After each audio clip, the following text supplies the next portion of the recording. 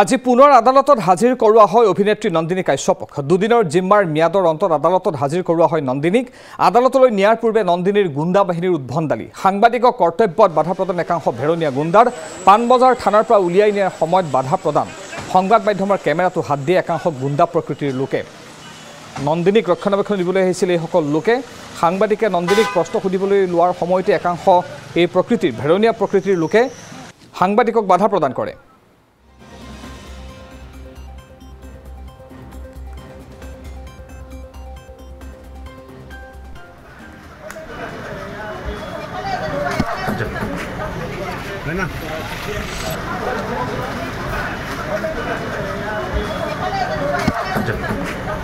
আদালতলৈ নিয়াৰ পূৰ্বে নন্দিনীৰ ভেৰণীয়া গুণ্ডা বাহিনীৰ তাণ্ডৱ, সাংবাদিকৰ কেমেৰাত হাত দি সাংবাদিকক বাতৰি সংগ্ৰহত বাধা প্ৰদান কৰে নন্দিনীৰ ভেৰণীয়া গুণ্ডাই।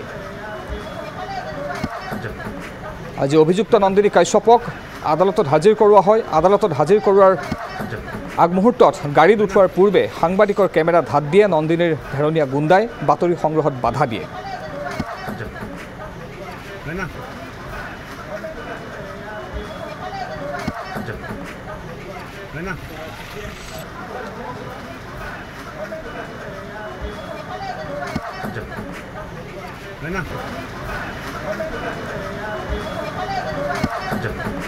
দুদিনৰ আৰক্ষীৰ জিম্মাৰ ম্যাদৰ অন্তত আজি আদালতত হাজিৰ কৰোৱা হয় দুৰ্ঘটনা সংঘটিত কৰা অভিনেত্ৰী নন্দিনী কাশ্যপক।